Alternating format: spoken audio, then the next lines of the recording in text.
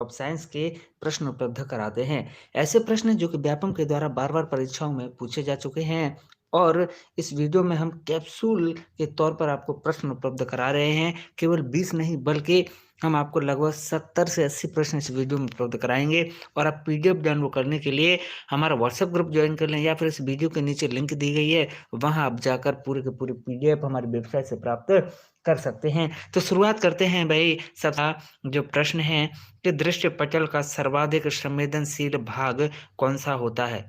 जी हाँ, दृष्टिपटल का सर्वाधिक संवेदनशील भाग कौन-सा होता है? वेरी, वेरी मोस्ट इम्पोर्टेंट प्रश्न तो हमेशा याद रखिएगा। हमेशा याद रखिएगा कि दृष्टिपटल का जो सर्वाधिक संवेदनशील भाग होता है ना भैया जी, वो पीत बिंदु होता है। कौन-सा? पीत बिंदु जो है सर्वाधिक संवेदनशील भाग होता है। बिल्कुल सही जवाब है पूनम नीलम, बिल्कुल। और जनशेर खान, बिल्कुल आपको ब्लू कर रहे हैं जनशेर खान। आगे बढ़ते हैं चलिए पूजा कोंडर, बिल्कुल सही जवाब आपको ब्लू कर दिया है। चलिए आगे बढ़ते हैं अगले प्रश्न की ओर। अगला प्रश्न है, देखिए अब कुछ प्रमुख संवेदी अंगों की बात आती है कि मनुष्य के शरीर में कौन-कौन से संवेदी अंग होते हैं। तो याद रखना भैया, आँख संवेदी अंग है, कान हमारा संवेदी अंग है, नाक, जीभ और त्वचा ये 5 संवेदी अंग होते हैं। इसी तरह से नेत्र क्या है भैया? एक प्रकाश संवेदी अंग है। नेत्र कैसा होता है? एक प्रकाश संवेदी अंग होता है। आगे बढ़ते हैं। प्रश्न है कि निम्नलिखित में से कौन-सा ईंधन न्यूनतम पर्यावरणीय प्रदूषण उत्पन्न करता है? कौन-सा ईंधन है जो न्यूनतम पर्यावरणीय प्रदूषण उत्पन्न करता है? सभी को गुड मॉर्निंग भैया जी। अब आप गुड मॉर्निंग की बजाय क्या करेंगे? आंसर कमेंट करते जाएँ, ओके? एक बार जय महाकाल बोल दीजिएगा सभी लोग। तो भई इसका सही जवाब क्या होगा? न्यूनतम पर्यावरणीय प्रदूषण जिस ईंधन से उत्पन्न होगा ना, वो ईंधन है भैया जी, कौन-सा? हाइड्रोजन। हाइड्रोजन जो है एक आदर्श ईंधन है, जो कि क्या है? कम प्रदूषण उत्पन्न करता है और हाइड्रोजन का जो ऊष्मीय मान होता है ना, वो सबसे अधिक होता है। ऊष्मीय मान कैसा होता है? सबसे अधिक होता है हाइड्रोजन का, याद रखिएगा। और हाइड्रोजन के द्वारा पर्यावरणीय प्रदूषण जो है न्यूनतम मात्रा में होता है। इसी कारण क्या होता है जब इसका ऊष्मीय मान सबसे अधिक होता है ना हाइड्रोजन का, इसी कारण हाइड्रोजन का उपयोग रॉकेट में ईंधन के तौर पर किया जाता है। ओके? और एक और तथ्य याद रखिएगा, वेरी, वेरी मोस्ट है कि हाइड्रोजन को जो है भैया भविष्य का ईंधन कहते हैं। क्या कहते हैं? भविष्य का ईंधन हाइड्रोजन को कहते हैं। ये प्रश्न तो पूछा भी जा चुका है व्यापम में कि भविष्य का ईंधन निम्न में से किसे कहते हैं? तो भैया हाइड्रोजन को भविष्य का ईंधन कहते हैं। अगर पसंद आ रहे हैं क्लासेस आपको अच्छी लग रही हैं तो लाइक कर दीजिएगा सभी के सभी।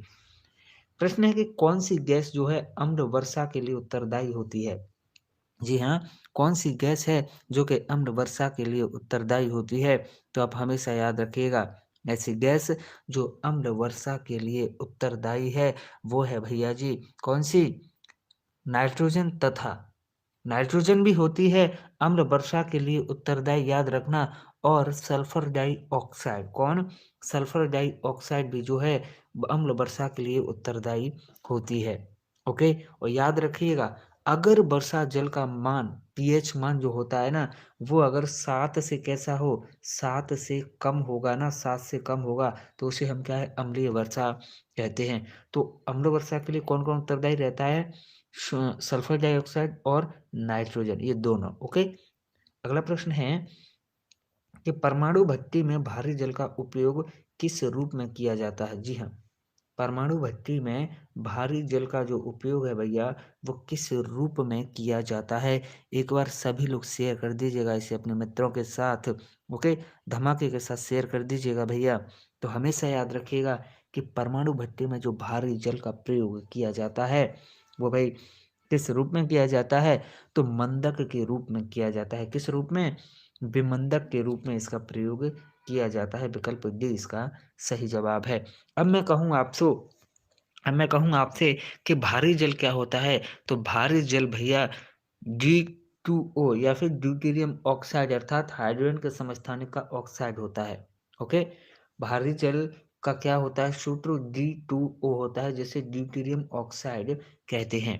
आगे बढ़ते हैं अगले प्रश्न की ओर। अगला प्रश्न है, अगर पिता का रक्त समूह ए और माता का रक्त समूह ओ है, तो निम्न में से कौन सा रक्त समूह उनके बेटे का हो सकता है? कौन सा रक्त समूह उनके बेटे का हो सकता है? हमेशा याद रखिएगा, इसका सही जवाब है तो उसका रक्त समूह, बच्चे का जो संभावित रक्त समूह होगा ना भैया, वो होगा O. Okay, blood group O. आगे बढ़ते हैं। प्रश्न है, लेकिन उससे पहले के प्रश्न और याद रखना कि रक्त समूह या फिर ब्लड ग्रुप की खोज किसने की? तो ब्लड ग्रुप की खोज की कार्ल लैंड स्टीनर ने। किसने? कार्ल लैंड स्टीनर ने ब्लड ग्रुप की खोज की। आगे बढ़ते हैं। प्रश्न है कि रोग उत्पन्न करने वाले कारक सामूहिक रूप से क्या कहलाते हैं? जी हाँ, रोग उत्पन्न करने वाले जो कारक होते हैं वे सामूहिक रूप से क्या कहलाते हैं?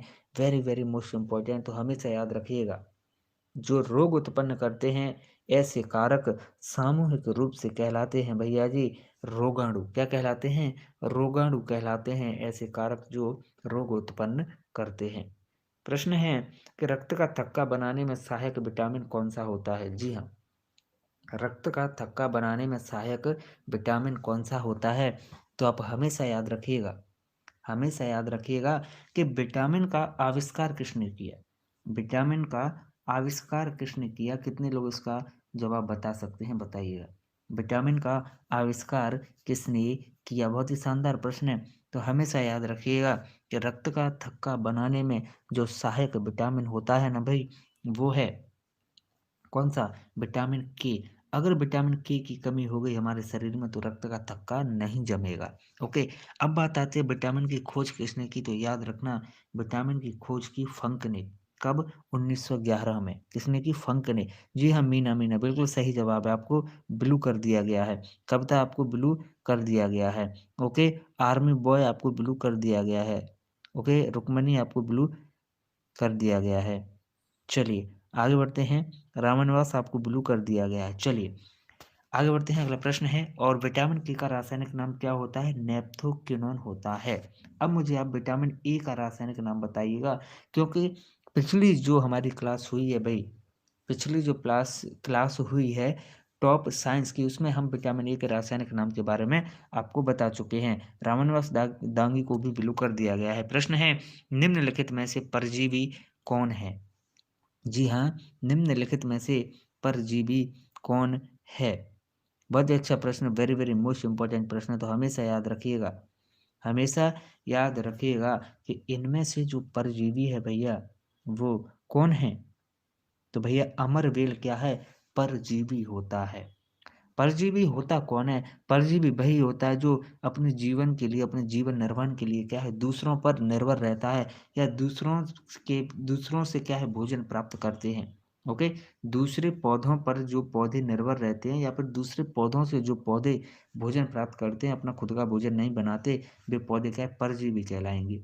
और अमरवेल परजीवी होता है और आकाश बेल भी क्या है भैया, परजीवी होता है। आगे बढ़ते हैं, अगला प्रश्न है, यसद लेपन में जो धातु प्रयुक्त होती है वो धातु कौन सी है?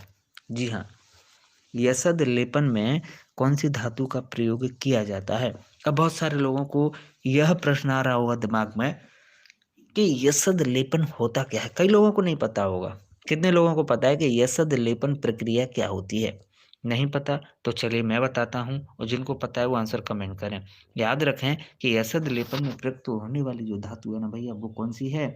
जस्ता है। कौन सी है? जस्ता है। रामकली प्रजापति, मीना और ऋतिक कह रहे हैं नहीं पता। डॉक्टर राहुल भी कह रहे हैं नहीं पता। आपको ब्लू कर दिया है डॉक्टर राहुल। चलिएगा, तो याद रखिएगा, यसद लेपन उस प्रक्रिया को कहते हैं जिसमें लोहे और इस्पात को जंग से सुरक्षित रखने के लिए उन पर क्या है भैया, जस्ते की पतली परत चढ़ाते हैं। इसी विधि को क्या है, हम यसद लेपन कहते हैं। तो लोहे और इस्पात को जंग से बचाने के लिए किसकी? जस्ते की परत चढ़ाई जाती है। एक बात याद रखना, जो पारा धातु होती है ना, पारा, ये लिक्विड अवस्था में रहती है, सामान्य ताप पर क्या है, लिक्विड अवस्था में रहती है। और पारा एक ऐसी चीज है, अगर ये एल्यूमिनियम पर पड़ गया ना, पारा एल्यूमिनियम पर एक बूंद भी अगर गिर गई तो एल्यूमिनियम को बिल्कुल खल्लास कर देगी। बिल्कुल एल्यूमिनियम को क्या है, पारा गला देता है। जी हाँ, एक बूंद पूरे के पूरे एल्यूमिनियम को गला सकती है। इसीलिए एरोप्लेन में जो है पारा ले जाना बिल्कुल मना है। पारा धातु की बनी हुई कोई भी चीज नहीं ले जा सकते। थर्मामीटर जो जिसमें पारा यूज होता है वो भी नहीं ले जा सकते। ओके, तो हमेशा याद रखिएगा, क्यों नहीं ले जाते एरोप्लेन में पारा? क्योंकि अगर एरोप्लेन में एल्यूमीनियम ज़्यादा यूज होता है, अगर एक बूंद भी गिर गई ना तो पूरा का पूरा गल जाएगा। चलिए प्रश्न है, भारत में घरों में प्रयुक्त प्रत्यावर्ती विद्युत विभव का शिखर मान कितना होता है? भारत में घरों में प्रयुक्त प्रत्यावर्ती विद्युत विभव का शिखर मान कितना होता है? वेरी वेरी मोस्ट इंपॉर्टेंट प्रश्न है, तो हमेशा याद रखिएगा कि भारत में घरों में प्रयुक्त जो प्रत्यावर्ती विद्युत विभव का शिखर होता है वो भाई 311 वोल्ट होता है। कितना? 311 वोल्ट होता है। जी हाँ, बिल्कुल सही है, 311 वोल्ट होता है। अगला प्रश्न है, जब किसी वस्तु पर एक नियत बल लगाया जाता है तो यह गति करती है कैसे? जब एक वस्तु पर या फिर किसी भी वस्तु पर एक नियत बल लगाया जाता है, क्या? एक नियत बल लगाया जाता है तो वह गति करती है किस तरह से? तो हमेशा याद रखें, जब जब एक वस्तु पर, ऋतिक रौनक आपको कर दिया है ब्लू, ओके, जब किसी वस्तु पर एक नियत बल लगाया जाता है तो यह वस्तु समान त्वरण से गति करती है। कैसे? एक समान त्वरण से गति करती है। अगला प्रश्न है कि अगर किसी वस्तु का ताप 100 डिग्री सेल्सियस बढ़ाया जाता है, कितना? 100 डिग्री सेल्सियस बढ़ाया जाता है तो वस्तु के ताप में वृद्धि कितनी केल्विन होगी? तो वस्तु के ताप में वृद्धि जो होगी वो कितने केल्विन की होगी? तो हमेशा याद रखिएगा, वस्तु के ताप में जो वृद्धि होगी ना भैया, ये होगी कितने केल्विन की? तो इसका सही जवाब है 100 केल्विन। ओके, विकल्प डी इसका सही जवाब। अगला प्रश्न है कि प्रिज्म से गुजरने पर श्वेत प्रकाश का जो वर्ण विक्षेपण है वो किसके कारण होता है? तो भैया प्रिज्म से जब श्वेत प्रकाश गुजरता है तो उसमें वर्ण विक्षेपण होता है, और ये वर्ण विक्षेपण जो होता है ना भाई, किसके कारण होता है? तो याद रखिएगा कि यह वर्ण विक्षेपण होता है अपवर्तन के कारण। किसके कारण? अपवर्तन के कारण यह वर्ण विक्षेपण होता है जब प्रिज्म से होकर क्या है, श्वेत प्रकाश गुजरता है। ओके, विकल्प बी इसका सही जवाब है। अगला प्रश्न है कि रक्त का लाल रंग किसके कारण होता है? जी हाँ, रक्त का लाल रंग किसके कारण होता है? बहुत ही प्यारा प्रश्न है, तो हमेशा याद रखिएगा। मैं हर स्टूडेंट का आंसर देख रहा हूँ, तो हर स्टूडेंट आंसर कमेंट करते हुए चले भाई, ये बिल्कुल गलत बात है। आज आप लोगों ने शेयर भी नहीं किया है, ना ही आप लोगों ने, कई लोगों ने लाइक किया है, ओके, बहुत ही कम लोगों ने लाइक किया है आज। तो याद रखिएगा कि रक्त का जो लाल रंग होता है ना भैया, वो हीमोग्लोबिन के कारण होता है। किसके कारण? हीमोग्लोबिन के कारण होता है। और एक प्रश्न और बन जाता है कि हीमोग्लोबिन में पाया जाने वाला लोह यौगिक कौन सा होता है? तो भैया हीमोग्लोबिन में पाया जाने वाला लोह यौगिक होता है हीमेटिन। कौन सा? हीमेटिन लोह यौगिक होता है, जो कि कहाँ पर भैया? हीमोग्लोबिन में पाया जाता है। आगे बढ़ते हैं, अगला प्रश्न है कि प्रकाश संश्लेषण में पौधों के द्वारा निम्न में से कौन सी गैस उपयोग की जाती है? जी हाँ, प्रकाश संश्लेषण में पौधों के द्वारा निम्न में से कौन सी गैस है जो उपयोग की जाती है? तो याद रखिएगा, प्रकाश संश्लेषण में पौधों के द्वारा जो गैस उपयोग की जाती है वह गैस है भैया कौन सी? Carbon dioxide gas. कौन सी है? कार्बन डाइऑक्साइड गैस है जो उपयोग की जाती है। आगे बढ़ते हैं। अब प्रश्न भी बन जाता है कि प्रकाश संश्लेषण के लिए और क्या क्या आवश्यक होता है? ये तो गैस हो गई भाई। प्रकाश संश्लेषण के लिए आवश्यक होता है सबसे पहली बात तो कार्बन डाइऑक्साइड गैस, और पानी, और क्लोरोफिल, और सूर्य का प्रकाश। सूर्य के प्रकाश के बिना तो भैया प्रकाश संश्लेषण की प्रक्रिया संभव ही नहीं है। ओके, प्रकाश संश्लेषण की प्रक्रिया सूर्य के प्रकाश के बिना संभव नहीं है। सूर्य का प्रकाश चाहिए, क्लोरोफिल चाहिए, पानी चाहिए, और कार्बन डाइऑक्साइड चाहिए। आगे बढ़ते हैं। प्रश्न है कि पृथ्वी का उत्तरी चुंबकीय ध्रुव भौगोलिक ध्रुव के निकट होता है। तो जो उत्तरी चुंबकीय ध्रुव होता है वो कौन से भौगोलिक ध्रुव के निकट होता है? तो याद रखें कि पृथ्वी का जो उत्तरी चुंबकीय ध्रुव है वो भौगोलिक दक्षिणी ध्रुव के, किसके? भौगोलिक दक्षिणी ध्रुव के निकट होता है। ओके, विकल्प डी इसका सही जवाब है। विकल्प डी इसका सही जवाब है। अगला प्रश्न है कि ऊपर की ओर फेंके गए पत्थर के नीचे गिरने का कारण क्या है? ऊपर की ओर फेंके गए पत्थर के नीचे गिरने का कारण क्या है? बहुत ही अच्छा प्रश्न है। तो हमेशा याद रखिएगा, हमेशा याद रखिएगा कि ऊपर की ओर फेंके गए पत्थर, ऊपर की ओर फेंके गए पत्थर के नीचे गिरने का जो कारण रहता है ना भैया, वो रहता है गुरुत्वाकर्षण बल। क्या रहता है? गुरुत्वाकर्षण बल। और गुरुत्वाकर्षण बल का मान क्या होता है? तो भाई गुरुत्वाकर्षण बल का मान होता है 9.8 मीटर पर सेकंड स्क्वायर। ओके, आगे बढ़ते हैं। अगला प्रश्न है, निम्न में से किस में विटामिन ए अधिक मात्रा में पाया जाता है? निम्न में से किसमें विटामिन ए अधिक मात्रा में पाया जाता है? और अभी आप बताएंगे कि विटामिन के का रासायनिक नाम क्या है, क्योंकि कुछ समय पहले विटामिन के का रासायनिक नाम हम पढ़ चुके हैं। बताइए विटामिन के का रासायनिक नाम क्या है? तो ज़्यादातर लोग गाजर बता रहे हैं। तो इसका सही जवाब है कि विटामिन ए अधिक मात्रा में पाया जाता है। कहाँ पर भाई? गाजर में। ओके, विकल्प डी इसका सही जवाब है। अब चलिए, विटामिन ए जो है कहाँ, अ, विटामिन ई गाजर में ज़्यादा पाया जाता है, तो इसका रासायनिक नाम क्या है? ओके, और इसका आविष्कार किसने किया? देखिए, तो विटामिन ए गाजर में ज़्यादा पाया जाता है, इसका आविष्कार मैकुलर ने किया, और इसका रासायनिक नाम रेटिनॉल है। किसने किया आविष्कार? मैकुलर ने किया, रासायनिक नाम रेटिनॉल है। और अगर विटामिन ए की कमी किसी की बॉडी में हो जाती है, विटामिन ए की कमी, तो भाई इसकी कमी से रतौंधी रोग होता है, और संक्रमण का खतरा बढ़ जाता है, और जीरोथैलेम रोग हो जाता है। ओके, कौन सा रोग हो जाता है विटामिन की कमी से? रतौंधी, खास तौर से ये याद आपको रखना है। आगे बढ़ते हैं। प्रश्न है कि मलेरिया रोग का कारण क्या है? मलेरिया रोग का कारण क्या होता है? बताइएगा, मलेरिया रोग का कारण क्या होता है? तो हमेशा याद रखें कि मलेरिया रोग का जो कारण रहता है भाई, वह होता है क्या? मलेरिया रोग परजीवी के कारण होता है, क्योंकि विकल्प डी इसका सही जवाब है। अब मलेरिया में क्या होता है, जब भैया किसी को अगर मलेरिया होता है ना, तो उससे एक तो तिल्ली प्रभावित होती है। क्या? तिल्ली प्रभावित होती है, और आरबीसी प्रभावित होती है। मलेरिया होता कैसे? मलेरिया अगर मादा एनाफिलीज मच्छर काट लेना, तो उसके काटने से जो है मलेरिया रोग हो जाता है। अगला प्रश्न है, भोजन में शरीर को ऊर्जा प्रदान करने वाला अवयव कौन सा है? जी हाँ, शरीर को ऊर्जा प्रदान करने वाला अवयव कौन सा है? वेरी वेरी मोस्ट इम्पोर्टेंट प्रश्न है, तो हमेशा याद रखिएगा। भोजन में शरीर को ऊर्जा प्रदान करने वाला जो अवयव है ना, उसका नाम क्या है भाई? कार्बोहाइड्रेट। ओके, कार्बोहाइड्रेट है। भोजन में शरीर को ऊर्जा प्रदान करने वाला अवयव है कार्बोहाइड्रेट। अगला प्रश्न है, रुधिर का शुद्धिकरण कहाँ पर होता है? जी हाँ, रुधिर का शुद्धिकरण कहाँ पर होता है? वेरी वेरी मोस्ट इंपॉर्टेंट प्रश्न, तो हमें से याद रखें कि रुधिर का जो शुद्धिकरण है वह कहाँ पर होता है भाई? वह गुर्दों में होता है। कहाँ पर? रुधिर का शुद्धिकरण भैया गुर्दों में होता है। ये तो सभी के सही निकल रहे हैं, एक बार शेयर कर दो भाई।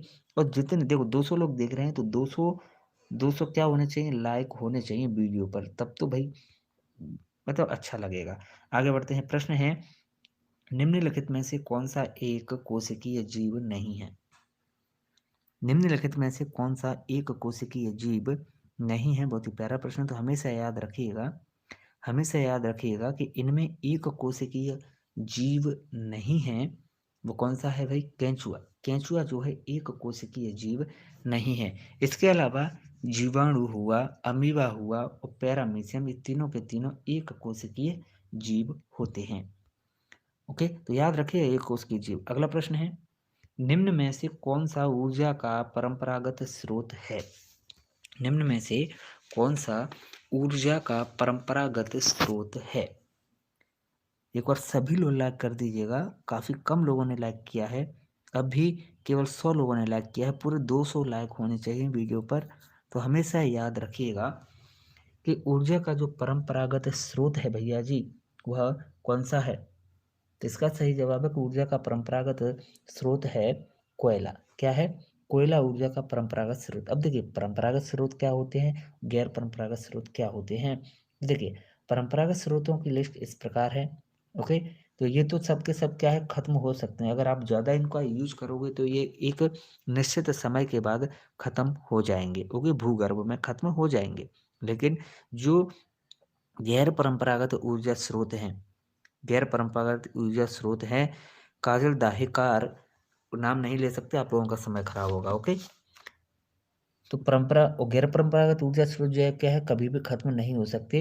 ये प्रकृति में क्या है, ऐसी चीजें हैं जो कभी खत्म नहीं होंगी। सौर ऊर्जा, पवन ऊर्जा, ये खत्म थोड़े ना हो जाएंगे।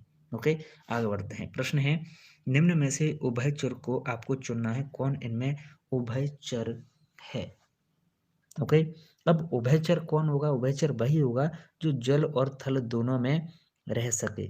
ओके, जो जल और थल दोनों में रह सके वो उभयचर होगा। तो भैया जी हमारे मेंढक भैया ऐसे हैं, मेंढक भाई साहब, जो जल और थल दोनों में रह लेते हैं। ओके, मेंढक जो है जल और थल दोनों स्थलों में जीवित रह सकता है। अगला प्रश्न है, खाने का सोडा क्या होता है। खाने का सोडा इनमें से कौन सा होता है, सोडियम क्लोराइड, या फिर सोडियम हाइड्रोक्साइड, या सोडियम कार्बोनेट, या फिर सोडियम बाइकार्बोनेट। हर स्टूडेंट आंसर कमेंट करता चले। मोहम्मद सलमान आपको ब्लू कर दिया है, राहुल गुप्ता आपको ब्लू कर दिया है। आगे बढ़ते हैं भाई, दीक्षा त्रिवेदी, ओके, सुखदेवी लोधी, ओम प्रकाश कुमार, जतिन पारते, सभी को ब्लू कर दिया है मैंने जिनके नाम लिए हैं। श्रद्धा, प्रतिभा शुक्ला, राधिका दांगी, ओम प्रकाश कुमार। तो भाई खाने का सोडा क्या होता है, सोडियम बाय कार्बोनेट। ओके, विकल्प डी इसका सही जवाब है। आगे बढ़ते हैं अगले प्रश्न पर। अगला प्रश्न है, उससे पहले खाने का सोडे का रासायनिक नाम क्या होता है, सोडियम बाय कार्बोनेट, और इसका सूत्र होता है NaHCO3। आगे बढ़ते हैं। प्रश्न है कि पीतल किसका मिश्र धातु होता है। जी हाँ, पीतल किसका मिश्र धातु होता है। वेरी वेरी मोस्ट इंपॉर्टेंट प्रश्न है। तो आप हमेशा याद रखिएगा कि जो पीतल होता है ना भाई, एक मिश्र धातु होता है, और पीतल जो है कॉपर और जिंक के मिश्रण से बनती है। किससे, कॉपर और जिंक के मिश्रण से पीतल मिश्र धातु बनती है। और इस पीतल में, पीतल जब कॉपर जिंक से बनती है तो 70% तो इसमें कॉपर होता है और 30% इसमें क्या है, जिंक होती है। इस दैट क्लियर। इस तरह से ये रेशियो याद जरूर रखना है। आगे बढ़ते हैं।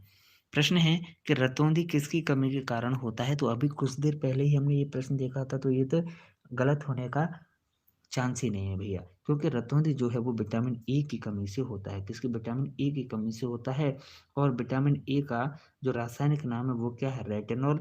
ओके, अब मैं बात करूं कि विटामिन ए की खोज किसने की, तो मैकुलन ने की। अब विटामिन ए की खोज मैकुलन ने की, तो पूरी विटामिनों की खोज किसने की, फंक ने की थी 1911 में। किसने, फंक ने की 1911 में। तो बार बार प्रश्न आ रहे हैं, बार बार मैं डिटेल बता रहा हूँ, तो पूरा का पूरा आपको याद भी अच्छे से हो गया होगा।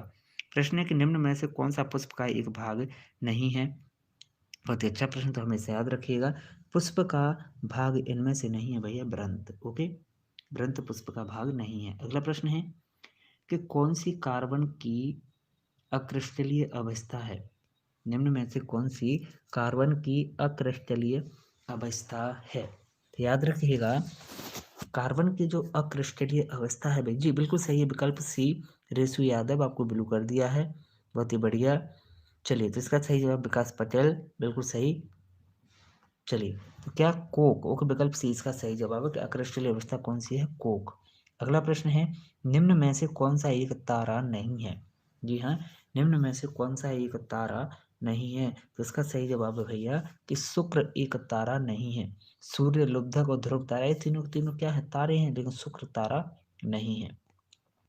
अगला प्रश्न है आपकी स्क्रीन पर कि चंद्रमा पृथ्वी का क्या है। चंद्रमा पृथ्वी का क्या है, बताइएगा। वेरी वेरी मोस्ट इंपोर्टेंट प्रश्न है भैया, और आसान भी है।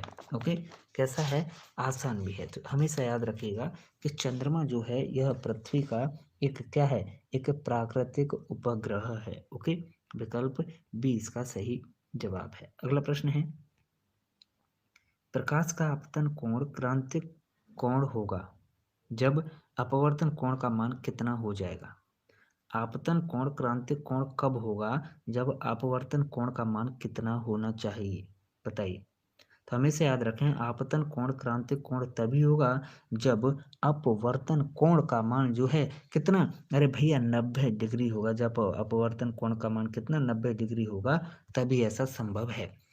अगला प्रश्न है कि प्रकाश वोल्टेज सेल और ऊर्जा को कौन सी ऊर्जा में परिवर्तित करता है?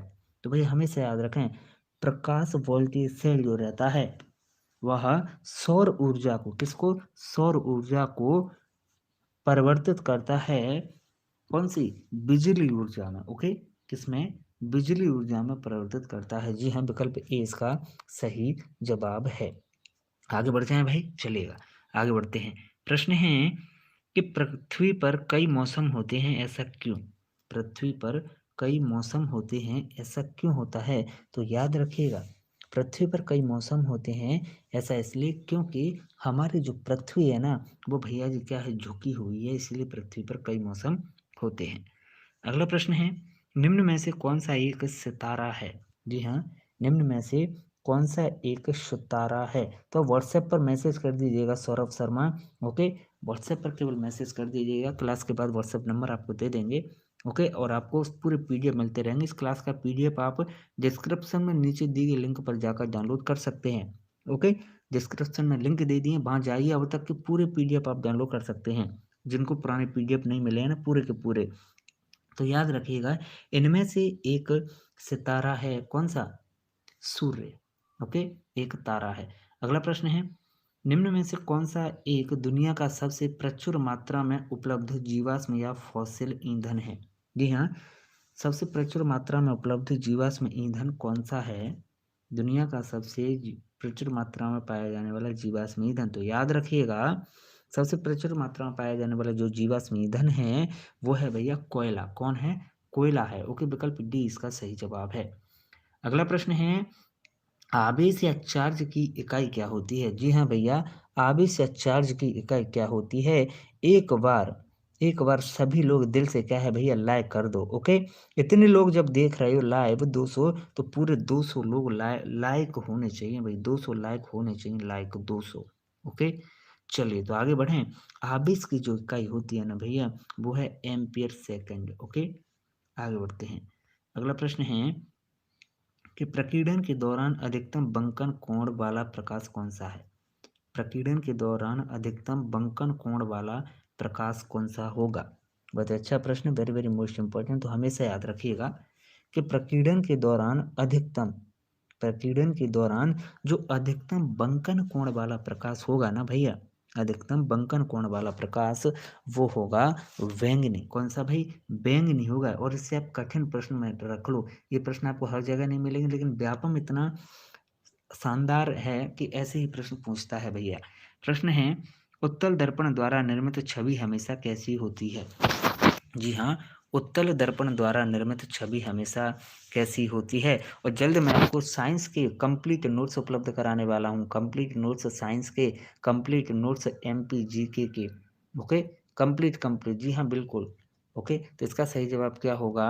उत्तल दर्पण के द्वारा जो छवि निर्मित होती है ना भाई, वो हमेशा और हमेशा आभासी और छोटी होती है। कैसी? हमेशा आभासी और छोटी होती है। अगला प्रश्न है कि प्रकाश वर्ष किसकी इकाई होती है? तो याद रखिएगा कि जो प्रकाश वर्ष है ना भाई, प्रकाश वर्ष, यह दूरी की इकाई होती है। किसकी? दूरी की इकाई होती है। तो प्रकाश वर्ष से भी बड़ी इकाई होती है पारसेक। पारसेक भी किसकी भाई? दूरी की इकाई होती है। अगला प्रश्न है कि सघन माध्यम में प्रकाश के अपवर्तन हेतु अपवर्तन कोण का मान कैसा होगा? सघन माध्यम में प्रकाश के अपवर्तन हेतु अपवर्तन कोण का मान क्या होगा? बहुत ही शानदार प्रश्न, वेरी वेरी मोस्ट इंपॉर्टेंट प्रश्न है। तो हमेशा याद रखिएगा कि सघन माध्यम में प्रकाश के अपवर्तन हेतु जो अपवर्तन कोण का मान होगा वह कैसा? आपतन कोण से कम होगा। कैसा? आपतन कोण से कम होगा। विकल्प सी इसका सही जवाब। ऐसे प्रश्नों को हर कोई सही नहीं कर पाता, इन प्रश्नों को हर कोई सही नहीं कर पाता, क्योंकि कॉन्सेप्ट बिल्कुल क्लियर करते ही नहीं है आप और आपको भी दोष नहीं है, क्योंकि कोचिंग पर, कॉम्पिटिटिव एग्जाम्स की कोचिंग पर जो साइंस पढ़ाया जाता है, वहाँ पर फैक्ट पढ़ाए जाते हैं, केवल कॉन्सेप्ट या बेसिक बिल्कुल अच्छे से मजबूत नहीं किए जाते हैं। चलिए अगला प्रश्न है कि मध्य प्रदेश का राज्य पक्षी निम्न में से कौन सा है? बहुत ही अच्छा प्रश्न है। तो हमेशा याद रखिएगा, हमेशा याद रखिएगा कि मध्य प्रदेश का जो राज्य पक्षी है भाई, वो एशियन पैराडाइज फ्लाई कैचर है। कौन है? एशियन पैराडाइज फ्लाई कैचर है, विकल्प ए इसका सही जवाब है। आज क्या बात है भाई, आज क्या नहीं हुआ है, आज ज़्यादा लोग लाइव नहीं आए हैं, शायद आप लोगों ने शेयर नहीं किया है। और सबसे बड़ी बात ये, आप लोगों से जब लाइक नहीं होता है सभी से, तो फिर जिन्होंने लाइक नहीं किया वो शेयर कैसे कर सकते हैं? कुछ लोग हैं जो ईमानदारी से सब कुछ करते हैं। अगला प्रश्न है कि सोन घड़ियाल वन्य जंतु अभयारण्य कहाँ स्थित है? सोन घड़ियाल वन्य जंतु अभयारण्य कहाँ पर स्थित है? तो हमेशा याद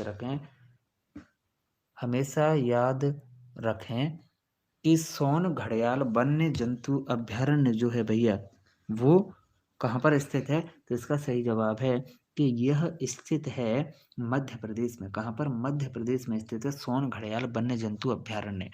अगला प्रश्न है कि खतरनाक कचरे से उत्पन्न अति गंभीर पर्यावरणीय प्रभाव कौन सा है? तो भाई खतरनाक कचरे से उत्पन्न होने वाला अति गंभीर पर्यावरणीय प्रभाव जो है ना, वह है कौन सा? भूमिगत जल का प्रदूषण। ओके, इससे क्या है, भूमिगत जल प्रदूषण बढ़ता है। आगे बढ़ते हैं। प्रश्न है कि हैंडपंप और कुओं को द्वारा भरने का सबसे अच्छा तरीका कौन सा है? हैंडपंप और कुओं को द्वारा से भरने का सबसे अच्छा तरीका कौन सा रहेगा? तो भाई इसका सही जवाब है कि हैंडपंप और कुओं को द्वारा से भरने का जो सबसे अच्छा तरीका है वह है वर्षा जल का संचयन करना। वर्षा जल को संचित कीजिएगा। ओके, अगला प्रश्न है कि मस्तिष्क का कौन सा हिस्सा है जो पेशी समन्वय का नियमन करता है? तो मस्तिष्क का सेरेबेलम हिस्सा, कौन सा? सेरेबेलम हिस्सा है जो पेशी समन्वय का नियमन करता है। अगला प्रश्न है, निम्न में से कौन सा पक्षियों के पंख का समजात अंग है? तो पक्षियों के पंख का, जी हाँ, पक्षियों के पंख का समजात अंग है कौन भाई? चमगादड़ के पंख। ओके, चमगादड़ के पंख। अगला प्रश्न है, अफीम के पौधे के कौन से भाग से मॉर्फिन प्राप्त होती है? अफीम के पौधे के कौन से भाग से मॉर्फिन प्राप्त होती है? इसका सही जवाब है अफीम के पौधे के फल भाग से। कौन से? फल भाग से मॉर्फिन प्राप्त होती है। प्रश्न है कि सिलिकोसिस क्या है? सिलिकोसिस क्या है? तो हमेशा याद रखें कि सिलिकोसिस एक श्वसन विकार होता है। क्या होता है? एक श्वसन विकार होता है। तो